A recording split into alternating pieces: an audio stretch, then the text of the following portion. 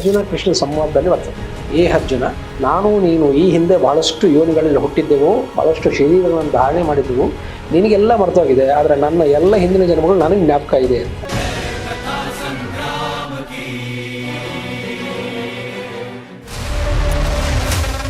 ಇವರೆಲ್ಲರಿಗೂ ಪುನರ್ಜನ್ಮ ಏನಾದರೂ ಬಂದಿದ್ದಂಥ ಸಂದರ್ಭದಲ್ಲಿ ರೆಕರಿಂಗ್ ಮೆಮರೀಸ್ ಅಂತ ಒಂದಿದೆ ವಿಧಾನ. ಬುದ್ಧ ಹೇಳಿದ್ದಾರೆ, ನಾನು ಬುದ್ಧನಾಗೋಕ್ಕಿಂತ ಮುಂಚೆ 643 ಸಾರಿ ಹುಟ್ಟಿದ್ದೀನಿ ಅಂತ ಬರ್ಕೊಂಡಿದ್ದಾರೆ. ಹಿಂದೂ ಧರ್ಮದಲ್ಲಿದೆ, ಬೌದ್ಧರಲ್ಲಿದೆ, ಜೈನರಲ್ಲಿದೆ, ಸಿಖ್ಖಲ್ಲಿದೆ. ಎಲ್ಲಿ ಈ ನಂಬಿಕೆ ತೆಗೆಯಲಾಯಿತು ಅಂತಂದ್ರೆ ಇಸ್ಲಾಮಲ್ಲಿ ತೆಗೆಯಲಾಯಿತು. ಕಾರಣ ಇಷ್ಟೇ, ದುರಂತಗಳಾಗೋದು ಕನಸಲ್ಲಿ ಮೊದಲೇ ಬರ್ತದೆ. ಅಂದರೆ ಇನ್ನೊಂದು ವಾರದಲ್ಲಿ ಸಾಯೋ ವ್ಯಕ್ತಿ ಇವನ ಕನಸಲ್ಲಿ ಯಾಕೆ ಬಂತಂದರೆ ಅವನ ಕನಸಲ್ಲಿ ಟೈಮ್ ಟ್ರಾವೆಲಿಂಗ್ ಈಸ್ ಪಾಸಿಬಲ್. ಹುಟ್ಟು ಉಚಿತ, ಸಾವು ಖಚಿತ ಅನ್ನೋ ಹಾಗೆ ನಾವು ನೀವೆಲ್ಲ ಯಾವಾಗ ಸಾಯ್ತೀವಿ, ಸತ್ತ ಮೇಲೆ ನಾವು ಎಲ್ಲಿಗೆ ಹೋಗ್ತೀವಿ ಅಂತ ಗುರುಗಳ ನೋಡಿ. ಹಾಗಾದ್ರೆ ತಾವು ಹೇಳೋ ಪ್ರಕಾರ ಈ ಶಿವಾಜಿ ಮಹಾರಾಜರಾಗಿರ್ಬೋದು, ಅಥವಾ ಮಹಾತ್ಮ ಗಾಂಧೀಜಿಯವರು ಆಗಿರ್ಬೋದು, ಅಥವಾ ವಿವೇಕಾನಂದರವರು ಆಗಿರ್ಬೋದು, ಶ್ರೀಕೃಷ್ಣ ದೇವರಾಯವರು ಆಗಿರ್ಬೋದು, ಇವರೆಲ್ಲರಿಗೂ ಪುನರ್ಜನ್ಮ ಏನಾದರೂ ಬಂದಿದ್ದಂಥ ಸಂದರ್ಭದಲ್ಲಿ ಆ ಥರದ್ದು ಏನಾದರೂ ವಿಶ್ಲೇಷಣೆ ಮಾಡ್ಬೋದಾ ಗುರುಳ? ಆ ಥರದ್ದು ಸಾಧ್ಯ ಆಯ್ತಾ ಗುರುಳ? ಅದು ಯಾರ ಮೂಲಕ ಹುಟ್ಟಿರ್ತಾರೆ ಅನ್ನೋದು ಫಸ್ಟ್ ಗೊತ್ತಾಗ್ಬೇಕಲ್ವಾ. ರೆಕರಿಂಗ್ ಮೆಮರೀಸ್ ಅಂತ ಒಂದಿದೆ ವಿಧಾನ. ರೆಕರಿಂಗ್ ಮೆಮರೀಸ್ ಅಂತ ಒಂದು 6 ಇಂದ 8 ವರ್ಷದ ಮಕ್ಕಳು ಇದ್ದಕ್ಕಿದ್ದಾಗೆ, ನಂದು ಈ ಊರಲ್ಲ, ನೀವು ನನ್ನ ತಂದೆ ತಾಯಿಗಳಲ್ಲ, ನನ್ನ ತಂದೆ ತಾಯಿಗಳು ಇಲ್ಲಿದ್ದಾರೆ, ಅವ್ರ ಹೆಸರು ಇಂಥದ್ದು, ನಾನು ಅಲ್ಲಿದ್ದೆ, ಇಲ್ಲಿ ಯಾಕೆ ನನ್ನ ಕರ್ಕೊಂಡು ಬಂದಿದ್ರಿ ಅನ್ನೋಕೆ ಶುರು ಮಾಡ್ತಾರೆ. ಆದ್ರೆ ಬಯಾಲಜಿಕಲಿ ಈ ತಂದೆ ತಾಯಿ ಹುಡ್ದವ್ರೆ ಇವು ಮಕ್ಕಳು.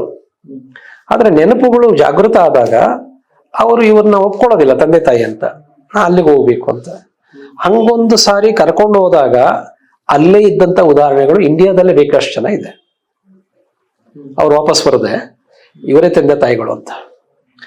ಸೊ ಅದು ರೆಕರಿಂಗ್ ಮೆಮರೀಸ್ ಅಂತ. ಅವ್ರಿಗೇನು ಹಿಪ್ನೋಟೈಸ್ ಮಾಡೋಷ್ಟಿಲ್ಲ ನೋಡಿ. ನಾವು ಆ ತರ ವ್ಯಕ್ತಿತ್ವ ಇರೋ ಅಂಥವ್ರನ್ನ ನಾವು ಸೈಕ್ಯಾಟ್ರಿ ಹತ್ರ ಕರ್ಕೊಂಡು ಹೋಗ್ತೀವಿ. ಇವನಿಗೆ ನಾವು ಮನೋರೋಗ ಬಂದಿದೆ ಅಂತೇಳಿ ನಾವು ಬೇರೆ ಇನ್ಯಾರನ್ನು ವೈದ್ಯರನ್ನ ಸಂಪರ್ಕ ಮಾಡುವಂತ ಪ್ರಯತ್ನ ಕೂಡ ಮಾಡ್ತೀವಿ.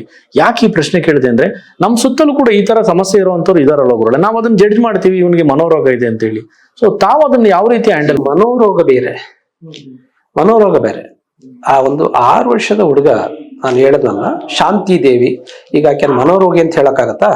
ಗಾಂಧೀಜಿಯವ್ರ ಹತ್ರ ಹೇಳ್ಕೊಂಡಂತ ಸ್ಟೋರಿ ಕೇಳಿ ನಿನ್ಗೆ ಸೈಕ್ಯಾಟ್ರಿಸ್ಟ್ ಥೆರಪಿನೋ ಅಥವಾ ಮೆಡಿಸಿನ್ ಬೇಕಾಗಿದೆಯಮ್ಮ, ಚಿಕಿತ್ಸೆ ಅಂತ ಕಳ್ಸಕ್ಕಾಗತ್ತ? ಸೊ ಎಲ್ಲರೂ ಹಂಗೆ ಹೇಳೋದಿಲ್ಲ. ಅವ್ರು ಹೇಳೋರು ಸಾಕ್ಷಿ ಕೊಡ್ತಾರೆ, ಅವ್ರ ಹೆಸರುಗಳು ಹೇಳ್ತಾರೆ, ಆ ಪ್ಲೇಸ್ ಅನ್ನು ಹೇಳ್ತಾರೆ, ನಾನೇ ಕರ್ಕೊಂಡು ಹೋಗ್ತೀನಿ ಅಂತ ಅವರೇ ಹೋಗ್ತಾರೆ. ಅವಾಗ ನಾವು ನಂಬದೇ ವಿಧಿ ಇಲ್ಲ. ಈ ಪುನರ್ಜನ್ಮ ಅಂತಕ್ಕಂಥದ್ದು ರಾಮಚಂದ್ರ ಗುರುಜಿ ಮಾಡಂತದ್ದು ಮಾತ್ರ ಅಲ್ಲ. ಬುದ್ಧ ಹೇಳಿದ್ದಾರೆ, ನಾನು ಬುದ್ಧನಾಗೋಕ್ಕಿಂತ ಮುಂಚೆ 643 ಸಾರಿ ಹುಟ್ಟಿದ್ದೀನಿ ಅಂತ ಬರ್ಕೊಂಡಿದ್ದಾನೆ. ಜಾತಕ ಟೇಲ್ಸ್ ಆಫ್ ಬುದ್ಧ ಅಂತ ಒಂದು ಪುಸ್ತಕ ಇದೆ, ಅದರಲ್ಲಿದೆ. ನಾನು ಕಾಡ್ಕೋಣ ಆಗಿದ್ದೆ, ನಾನು ಬೋಧಿಸತ್ವನಾಗಿದ್ದೆ, ಏನೇನಾಗಿದ್ದೆ ಈ ಹಿಂದೆ ಅಂತ ಅರ್ಥ ಆಗ್ತಾ ಇದೆ. ಬುದ್ಧ ದೊಡ್ಡ ವಿಜ್ಞಾನಿ, ಅವನು ಸುಳ್ಳು ಹೇಳಿಕ್ ಸಾಧ್ಯ ಇಲ್ಲ. ನಾನು ಎಲ್ಲ ದೇವರಿಗಿಂತ ಹೆಚ್ಚಾಗಿ ನಾನು ಬುದ್ಧನ ನಂಬ್ತೇನೆ. ಯಾಕಂದ್ರೆ ಆ ಸ್ಪಿರಿಚುವಾಲಿಟಿಯಲ್ಲಿ ಒಂದು ಉತ್ಕೃಷ್ಟವಾದ ಒಂದು ರೂಪ ಅಂದ್ರೆ ಅದು ಬುದ್ಧ. ಆಮೇಲೆ ಹಿಂದೂ ಫಿಲಾಸಫರ್ ಕೃಷ್ಣ ಹೇಳಿದ, ಅರ್ಜುನ ಕೃಷ್ಣ ಸಂವಾದದಲ್ಲಿ ಬರ್ತದೆ. ಏ ಅರ್ಜುನ, ನಾನು ನೀನು ಈ ಹಿಂದೆ ಬಹಳಷ್ಟು ಯೋನಿಗಳಲ್ಲಿ ಹುಟ್ಟಿದ್ದೆವು, ಬಹಳಷ್ಟು ಶರೀರಗಳನ್ನು ಧಾರಣೆ ಮಾಡಿದ್ದೆವು, ನಿನಗೆಲ್ಲ ಮರ್ತೋಗಿದೆ, ಆದ್ರೆ ನನ್ನ ಎಲ್ಲ ಹಿಂದಿನ ಜನ್ಮಗಳು ನನಗೆ ಜ್ಞಾಪಕ ಇದೆ ಅಂತ. ಇದನ್ನೇ ಮಹಾವೀರ ಹೇಳ್ತಾನೆ. ಭವಾವಳಿ ಅಂತಾರೆ, ಜತಿಸ್ಮರಣ ಅಂತಾರೆ, ಅವರು ಜಾತಿಸ್ಮರಣ ಅಂತಾರೆ. ಅಂದ್ರೆ ಯಾರು ಪುನರ್ಜನ್ಮದಲ್ಲಿ ನಂಬಿಕೆ ಇಲ್ಲ ಅವರು ಜೈನರೇ ಅಲ್ಲ ಅಂತ ಹೇಳ್ಬಿಡ್ತಾನೆ. He cannot be a Jain. Jaina ಧರ್ಮದಲ್ಲಿ ಇದೆ ಗುರು? ಇದೆ.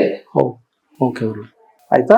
ಹಿಂದೂ ಧರ್ಮದಲ್ಲಿದೆ, ಬೌದ್ಧರಲ್ಲಿದೆ, ಜೈನರಲ್ಲಿದೆ, ಸಿಕ್ಕಲ್ಲಿದೆ. ಎಲ್ಲಿ ಈ ನಂಬಿಕೆಯನ್ನು ತೆಗೆಯಲಾಯಿತು ಅಂತಂದ್ರೆ ಇಸ್ಲಾಂ ಅಲ್ಲಿ ತೆಗೆಯಲಾಯಿತು. ಕಾರಣ ಇಷ್ಟೇನೆ, ಅಲ್ಲಿ ಇತ್ತು. ಓಕೆ, ನೀನು ಬಹಳಷ್ಟು ಜನ್ಮಗಳಿದೆ ಅಂತಂದ್ರೆ ನೀನು ಇನ್ನೊಂದು ಜನ್ಮದಲ್ಲಿ ದೈವಸ್ಮರಣೆ ಮಾಡೋಣ ಬಿಡು, ಈ ಜನ್ಮದಲ್ಲಿ ಎಂಜಾಯ್ ಮಾಡೋಣ ಬಿಡು ಅಂತ ಹೇಳಿ ನೀನು ದೈವಸ್ಮರಣೆ ಮರೀತಿ ಅಂತ ಹೇಳ್ಬಿಟ್ಟು ಅವ್ರಿಗೆ ಏನು ತಲೆಗೆ ಬೋಧನೆ ಮಾಡಲಾಯ್ತು ಅಂದ್ರೆ ಇದೊಂದೇ ಜನ್ಮ, ಇಲ್ಲಿ ನೀನು ಸ್ಮರಣೆ ಮಾಡಿದ್ರೆ ಭಗವಂತನ ಸಾನ್ನಿಧ್ಯ ಸೇರ್ತಿ, ಇಲ್ಲ ಅಂತಂದ್ರೆ ನಿಂಗೆ ನರಕ ಪ್ರಾಪ್ತಿ ಅಂತ ಒಂದು ಕಾನ್ಸೆಪ್ಟ್ ಅನ್ನು ಕ್ರಿಯೇಟ್ ಮಾಡಿದ್ರು ಕ್ರಿಶ್ಚಿಯಾನಿಟಿಯಲ್ಲಿ ಮತ್ತು ಇಸ್ಲಾಂ ಅಲ್ಲಿ. ಇತ್ತು ಮುಂಚೆ. ಹುಟ್ಟು ಉಚಿತ, ಸಾವು ಖಚಿತ ಅನ್ನೋ ಹಾಗೆ ನಾವು ನೀವೆಲ್ಲ ಯಾವಾಗ ಸಾಯ್ತೀವಿ, ಸತ್ತ ಮೇಲೆ ನಾವು ಎಲ್ಲಿಗೆ ಹೋಗ್ತೀವಿ ಅಂತ ಗುರುಳೆ? ಸಾವನ್ನ ಮುಂಚೆ ತಿಳ್ಕೊಬೋದು. ತಿಳ್ಕೊಂಬಾರ್ದು, ತಿಳ್ಕೊಬೋದ ಗುರುಳೆ? ಹಾ ಗುರುಳೆ, ಹಾಗಾದ್ರೆ ನಾನ್ ಯಾವಾಗ ಸಾಯ್ತೀನಿ ಅಥವಾ ತಾವ್ ಯಾವಾಗ? ಯಾರು ಬೇಕಾದ್ರೂ ತಿಳ್ಕೊಬೋದು. ಓ ಮೈ ಗಾಡ್, ಆತರ ವಿಧಾನಗಳಿವೆ. ಅದು ಹೇಗೆ ಸಾಧ್ಯ ಗುರುಳೆ?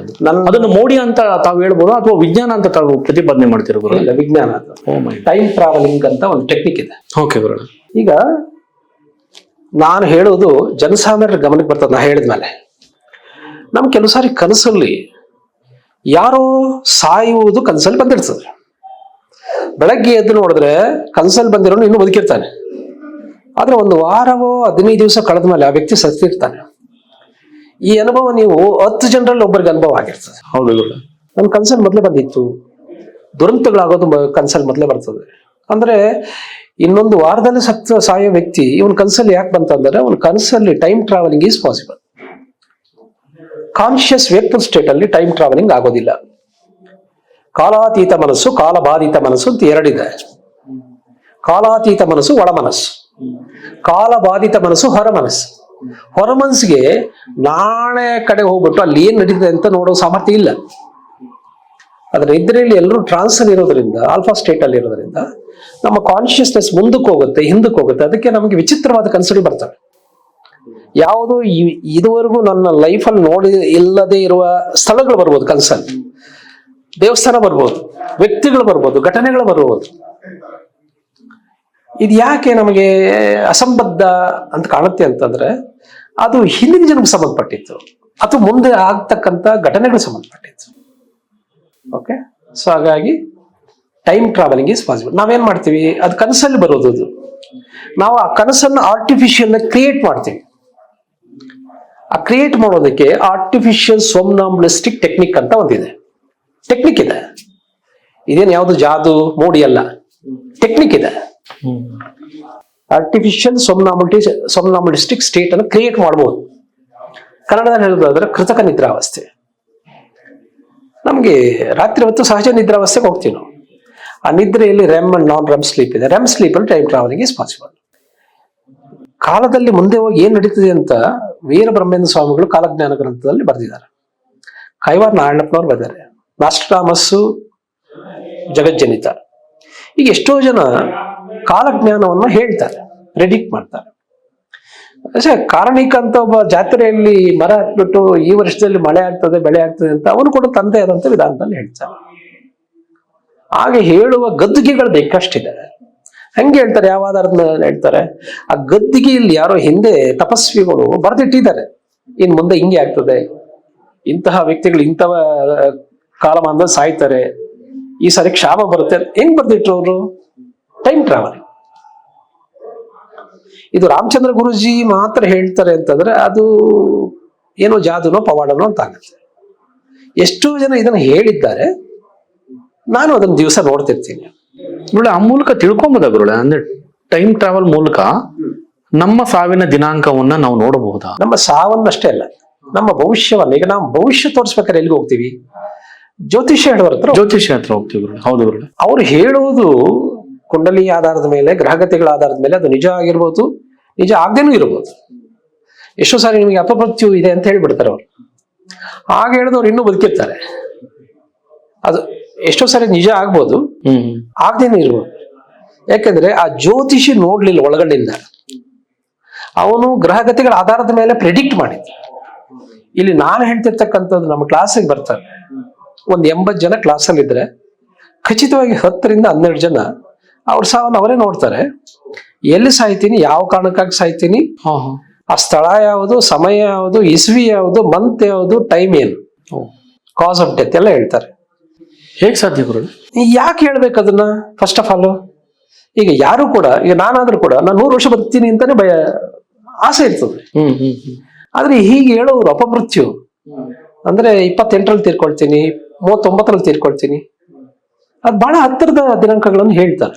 ಓ, ಅದಾಗಿದೆ ಗುರುಳೆ, ಆತರ ಹೇಳ್ತಾರೆ. ಅವಾಗ ನಾವೇನ್ ಮಾಡ್ತೀವಿ, ಅದನ್ನ ಹಂಗೆ ಹಾಕಕ್ ಬಿಡೋದಿಲ್ಲ. ಮತ್ತೆ ಗುರುಳೆ, ನಮ್ಮಲ್ಲಿ ಒಂದು ಎಡಿಟಿಂಗ್ ಸಾಫ್ಟ್ವೇರ್ ಇದೆ. ಓ, ಓಕೆ ಗುರುಳೆ. ನೀವು ಸಿನಿಮಾನ ಆಸ್ ಇಟ್ ಈಸ್ ನೋಡಿದ್ರೆ ಸಿನಿಮಾ ನೋಡಕ್ ಆಗಲ್ಲ. ಸಂಕಲನಕಾರ ಇದಾನಲ್ಲ, ಹೌದು ಹೌದು ಅವನ್ ಕರಾಮತ್ ಇರ್ತದೆ. ಹೌದು ಗುರುಳೆ. ಹಾಗೆ we can edit the death ಅಂತ ನಮಗೊಂದು ಟೆಕ್ನಾಲಜಿ ಇದೆ. ಸಾಧ್ಯನ ಗುರುಳೆ? ಅದನ್ನು ಸದ್ಯ ಇದೆ. ಸಾವನ್ನು ಮುಂದೂಡಬಹುದು. ಮುಂದೂಡಬಹುದು. ಸಾವು ಅನ್ನೋದು ಏನು ಅಂತಂದ್ರೆ, ಒಂದು 100 ಕಿಲೋಮೀಟರ್ ಅಲ್ಲಿ ನೀವು ಬೈಕಲ್ಲಿ ಹೋಗ್ತಾ ಇರ್ತೀರಿ, ರೋಡು ಅಲ್ಲಿಗೆ ಸಡನ್ ಆಗಿ ಎಂಡಾಗಿ ಒಂದು ಡೆಡ್ ಎಂಡ್, ಒಂದು ಪ್ರಪಾತ ಇರುತ್ತೆ ಅಂತ ಇಟ್ಕೊಳ್ಳಿ. ಪ್ರಪಾತ ಇದ್ರೆ ಏನಾಗುತ್ತೆ, ನಾವೆಲ್ಲರೂ ಬಿದ್ದೋಗ್ತೀವಿ. ಹೌದು. ಸಪೋಸ್ ಆ ಜಾಗದಲ್ಲಿ ಒಂದು ಬ್ರಿಡ್ಜ್ ಹಾಕಿದ್ರೆ ಈ ದಡದಿಂದ ಆ ದಡಕ್ಕೆ ನಾವು ಬ್ರಿಡ್ಜ್ ಮೂಲಕ ಹೋಗ್ತೀವಿ.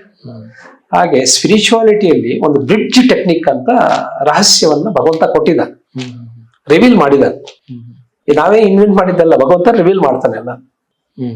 ಸೊ ಆ ಬ್ರಿಡ್ಜ್ ಮಾಡಿದ್ಮೇಲೆ ಅವನು ಮುಂದಕ್ಕೆ ಹೋಗ್ತಾನೆ. 72 ವರ್ಷವರೆಗೂ ನಾವು ತಗೊಳ್ತೀವಿ. ಮತ್ತೆ ನಾವು ಆಯಸ್ಸನ್ನು ಪ್ರತಿಪಾದನೆ ಮಾಡ್ತೀವಲ್ಲ ಗುರುಳೆ, ಅವನ ಆಯಸ್ಸಿದ್ದಿ ಇರೋದೇ ಇಷ್ಟು, ಅವನ್ ಸತ್ತ, ಸೊ ಈ ರೀತಿ ಹೇಳ್ತೀವಲ್ಲ ಗುರುಳೆ. ಆಯಸ್ಸು ಫಸ್ಟ್ ನಿಗದಿ ಆಗಿರಲ್ವ ಗುರುಳೆ? ಅಂತವ್ರಿಗೆ ಒಂದು ಪ್ರಶ್ನೆ ಹೇಳ್ತೀನಿ, ಒಂದು ಪ್ರಶ್ನೆ ಮಾಡ್ತೀನಿ. ನಿನ್ನೆಲ್ಲ ಮೊನ್ನೆ ನಿಮ್ಮದೇ ಪತ್ರಿಕೆಯಲ್ಲಿ ನೋಡಿದೆ, ಒಂದು ಹೆಣ್ಮಗಳಿಗೆ ಈ ಬಿಲ್ಡಿಂಗ್ಗೆ ಬಳಸ್ತಕ್ಕಂಥ ಕಬ್ಬಿಣ ಸರಳುಗಳು ಈ ಕಡೆಯಿಂದ ಈ ಕಡೆ ಛೇದನ ಮಾಡ್ಕೊಂಡು ಹೋಯ್ತು. ಅವಳು ಹಂಗೆ ಬಿಟ್ಟಿದ್ದು ಸತ್ತೋಗ್ತಾ ಇದ್ಲು. ಹಂಗೆ ಬಿಟ್ಟಿದ್ರೆ ಏನಾಗ್ತಿದ್ಲು? ಹೋಗ್ತಾ ಇದ್ರು. ಇವಾಗ ಅವಳದು ಅಷ್ಟೇ ಇರೋದು ಆಯುಸ್ಸು ಅಂತ ನಾವು ಸುಮ್ಮನೆ ಇರ್ತೀವ, ಅಥವಾ ಏನಾದ್ರೂ ಪರಿಹಾರ ಇದೆ ಅಂತ ಡಾಕ್ಟರ್ ಹತ್ರ ಹುಡುಕ್ತಿವ? ಪರಿಹಾರ ಹುಡುಗ ಡಾಕ್ಟರ್ ಏನ್ ಮಾಡಿದ್ರು, ಸರ್ಜರಿ ಮಾಡಿದ್ರು, ಸೇಫ್ ಆಗಿ ಈಚೆ ತೆಗೆದ್ರು, ಆಕೆ ಆಯುಸ್ಸು ಮುಂದೂಡ್ತಾ ಇಲ್ಲೋ? ಮುಂದೂಡ್ತೀವಿ. ಹಾಗೆ ಇಲ್ಲಿ ಭೌತಿಕವಾಗಿ ಸರ್ಜರಿ ಮಾಡಿದ್ದು. ನಾವು ಮಾಡುವ ಸರ್ಜರಿ ಸೂಕ್ಷ್ಮ ಶರೀರಗಳಿಗೆ, ಸಬ್ಟಲ್ ಬಾಡೀಸ್ ಅಂತ ಹೇಳ್ತೀವಿ ನಾವು. ಆ ಸೂಕ್ಷ್ಮ ಶರೀರಗಳಿಗೆ ಮಾಡ್ತಕ್ಕಂಥ ಸರ್ಜರಿಗೇನೆ ರೆಗ್ರೆಷನ್ ಅಂಡ್ ಪ್ರೋಗ್ರೆಷನ್ ಥೆರಪಿ ಅಂತ ಹೇಳ್ತೀವಿ. ಅವನು ಎಡಿಟಿಂಗ್ ಸೂಟ್ ಅಲ್ಲಿ ಕುತ್ಕೊಂಡು ಅವ್ನ ಮನಸ್ಸನ್ನು ರಿವೈಂಡ್ ಮಾಡ್ತೀವಿ, ಫಾರ್ವರ್ಡ್ ಮಾಡಿ ಅವನ ಕಾಸ್ ಆಫ್ ಡೆತ್ ಅನ್ನು ಫೈಂಡ್ ಔಟ್ ಮಾಡಿ ಅದನ್ನ ಎಡಿಟ್ ಮಾಡ್ತೀವಿ. ಅಲ್ಲಿ ಬ್ರಿಡ್ಜ್ ಆಗ್ತೀವಿ, ಕಾಸ್ಮಿಕ್ ಬ್ರಿಡ್ಜ್ ಅಂತ ಹೇಳ್ತೀವಿ ನಾವು. ಇದು ಹಾಕಿದವರು ಈಗ ನಾನೊಂದು 44 ವರ್ಷದಿಂದ ಮಾಡ್ತಾ ಇದ್ದೀನಿ. ಅದಕ್ಕೆ ಸಾಕ್ಷಿ ಏನು ಅಂತಂದ್ರೆ, ಹಾಗೆ ಬ್ರಿಡ್ಜ್ ಮಾಡಿದವರು ಇನ್ನೂ ಬದುಕಿದ್ದಾರೆ ಅಂತ. ಇದನ್ನ ನಾವು ಯಾವುದೇ ಒಂದು ವೈಜ್ಞಾನಿಕ ಲ್ಯಾಬೊರೇಟರಿ ಸಾಬೀತು ಮಾಡಕ್ಕಾಗಲ್ಲ, ಅನ್ಫಾರ್ಚುನೇಟ್. ಓಕೆ, ಅವನು ಬದುಕಿದ್ದಾನ ಅದೊಂದೇ ನಮಗೆ ಸಾಕ್ಷಿ.